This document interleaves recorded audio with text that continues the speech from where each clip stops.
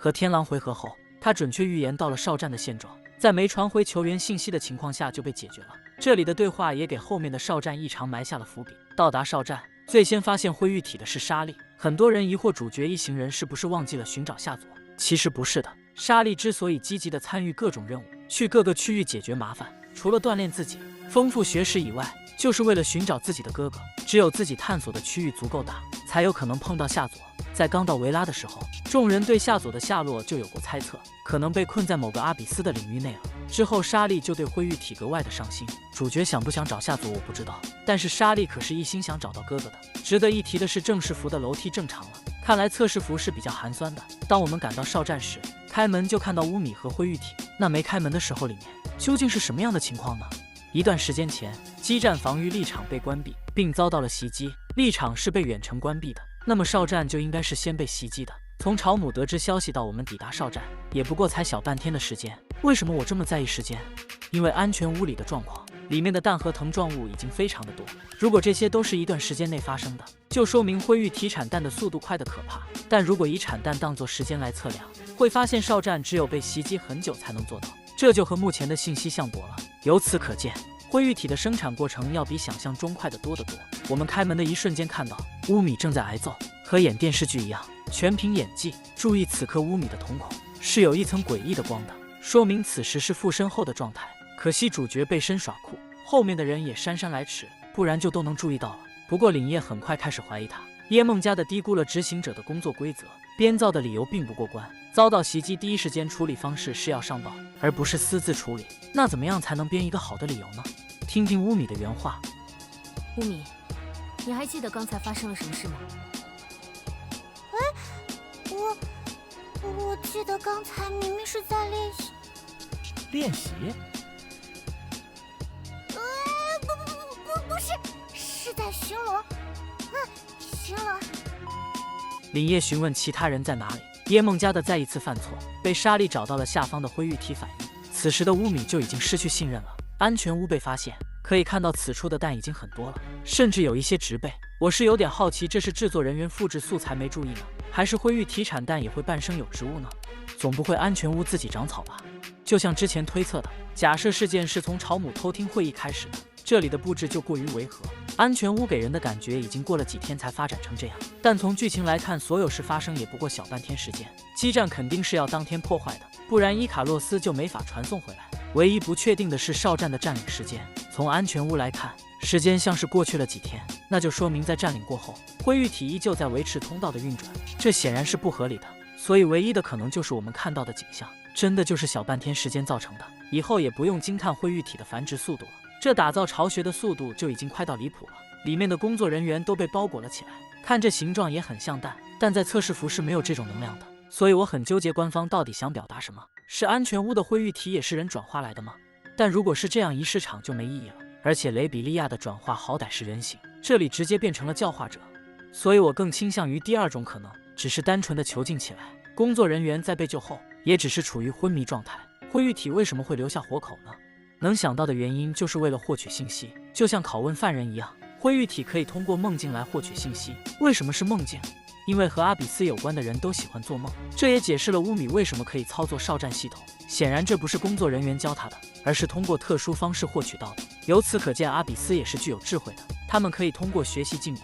耶梦家的对莎莉能探查灰玉体感到惊奇，应该是有些意外吧，毕竟对灰玉体而言还是怕识破伪装的。但还好莎莉没能发现他。凛夜这时候又挖了一个坑，少战的系统是有权限设定的，而执行者是不具备操作权限的，但凛夜让乌米去做，他却做到了，这说明他已经有了权限，或者说他知道密钥，而且还不止一次操作过系统。到这里答案就已经很明显了，乌米和袭击事件脱不开干系。凛夜说少典和基站同时被袭击，也证实了这确实是小半天内发生的事，目的是为了切断与伊纳斯的联系，也佐证了朝姆偷听了会议。但这样想想就很可怕了，他为什么会知道这些？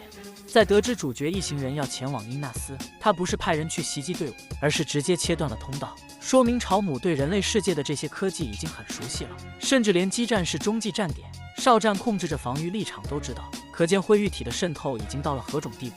如果不是灰玉体现在急着解救朝姆，可能镜都早就沦陷了。但这样也让我很好奇，为什么之前朝姆没有急着对伊纳斯动手，而是一直在袭击镜都呢？这之间发生的唯一变数就是下落不明的夏佐，是不是夏佐带着什么秘密呢？在乌米带领下，我们来到了沼泽。沼泽的生态环境是有些离谱的，这套生态循环中，收益最大的是灰玉体，这让我不禁怀疑起灰玉体袭击生态研究所的目的，难道是为了建立一个适宜灰玉体居住的环境吗？乌米提议分头行动，我们看一下人员分配，天狼领叶各负责左右的激战，而主角奈美和乌米是最远的激战，这刚好适合各个击破。注意此刻两人的小眼神，以后剧情里只要看到这种，就说明剧情有鬼了。接着我在这个地方爬了近10分钟，为什么呢？我在找一条下山的路，这也是我对这次地图不满的地方。此次的沼泽很多线路是断掉的，简单的说就是没法用载具到达。亚下不管地图环境如何复杂，在人能达到的区域都是有路供载具行动的，但在沼泽地图就没办法做到，这让我不禁对此处的工作人员深感同情。每天上班难道就是攀爬和用各种元气飞吗？路这种东西，玩家可以不走，但地图不能没有，这会破坏沉浸感。也希望官方在以后的制作中能重视这一点。首先，你得让玩家知道，生活在这个世界里的人是怎么生存的，这样这个世界才会真实。京都也存在死胡同的现象，这都是要竭力避免的。世界要足够真实，这些细节就必不可少。最后只能选择跳崖完成任务。路上开始出现丝线陷阱，不用说，这肯定是耶梦加德的杰作。穿过陷阱区域，这里只要走上空就没事了。终于来到了3号基站，这里已经被袭击了。根据记录显示，乌米来这里值班已经很久了。最后一天的记录要注意这里的叙述，安排4个机械守卫陪同。我们在这里也是能找到4具尸体的，但唯独1号基站只有3具尸体。最后一个机械守卫去哪了？注意看这里的蓝色屏幕，顺序是被打乱了的。为什么要这么做？后面会讲到，但能确定一点，这是可以拼图的，每一个6边形就是一个拼图。有兴趣的朋友可以试试。3号基站的信号发射器状态是严重损坏，当我们出去的时候，丝线陷阱又出现了，在2号基站却没有出现，也说明陷阱的确是耶梦加的布的。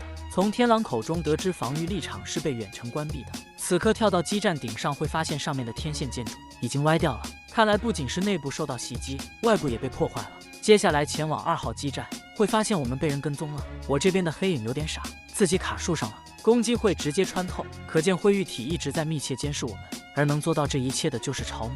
正常剧情是这个样子的。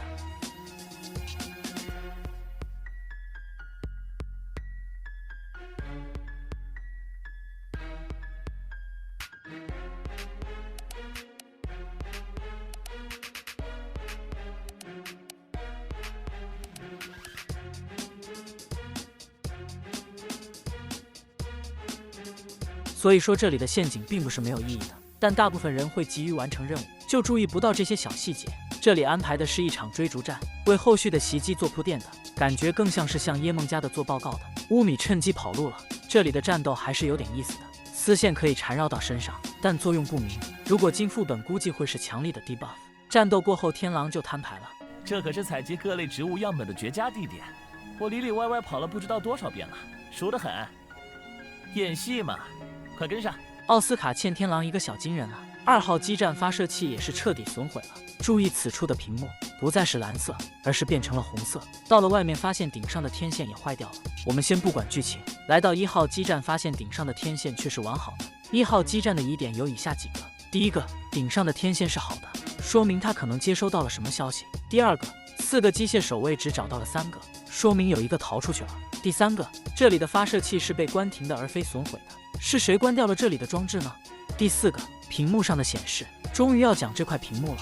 如果只是粗略看，就是杂乱的信号，但只要盯久一点，就会发现上面出现了文字。为了解析这上面的内容，小峰找到了群里的塔学家帮忙，特别感谢莫名其妙大佬的帮助，最近叨扰了他很多时间，也一起讨论了很多。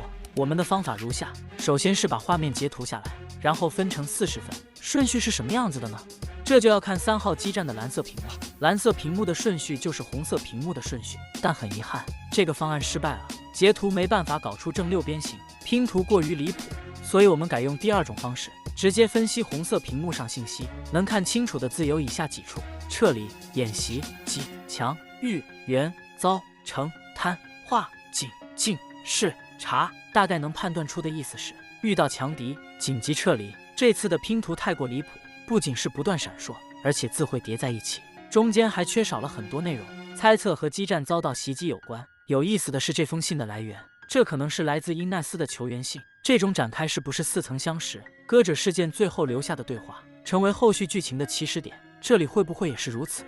完整的内容只能等到新剧情了。我猜测会说在站点袭击之前收到了伊纳斯的求救信号，并详细讲明白求救的内容。但我们也能猜一下，进化什么？演习？谁在演习？遭遇强敌？那战斗在什么地方？看看下面的片段就知道了。这会是主线接下来的剧情，刚好也能和求救对应上，就看剧情要怎么展开了。这里的屏幕为什么是这么混乱的？有2个猜测，第一个是被灰玉体搞乱的，但是与其这么费劲，为什么不选择直接破坏掉呢？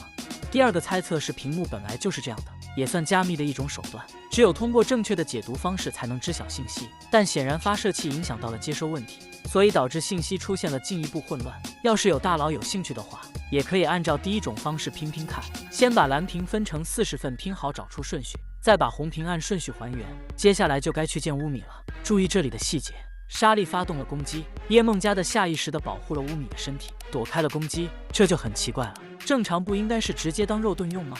为什么耶梦加的反而会保护乌米呢？这里就不得不提乌米的第2人格了。耶梦加的依旧存活的可能性很高，这里的变数主要是乌米失踪后都做了什么，凛夜和莎莉为何会出现在坑底。为此我设想了很多情况，比如追踪灰玉体，或者碰到乌米被绑架，但都被否决了。比较有可能的是和我们遇到的情况一样，听到了乌米在坑底的喊叫，我们几乎是同时到达的，但这样就产生了问题。耶梦加的为什么要把我们引下去？他是有自信灭了我们吗？从结果来看，耶梦加的显然是打不过我们的。就不说主角了，京都底牌天狼朝姆不可能不知道他的实力，但还选择坑底的埋伏，而且还没有其他灰玉体进行辅助，这是必败的结果。这样就有些不同寻常了。耶梦加的明知道打不过我们，为什么还选择引我们过来？推测这也是一个局，耶梦加的用假死来继续潜伏，所以才会保护乌米的身体。最后是叫声的伏笔，这个声音很明显是从隧道内传来的，看来隧道内部也有东西在等待着我们。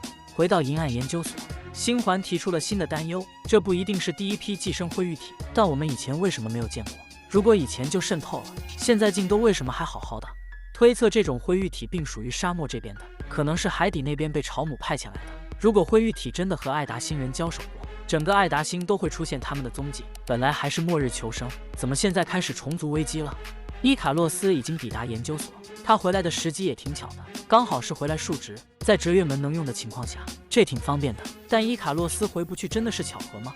他是摩克小队的队长，前脚刚离开，后脚朝姆就断了传送，很难说不是为了等他离开做些什么行动。朝姆对伊卡洛斯是不是也感觉难缠了？后续伊卡洛斯也会告诉我们，他一直都在追踪朝姆。摩克队长的实力不容小觑，但如果再想深一层，伊卡洛斯对伊奈斯的问题并不感到紧张，反而说可以自保。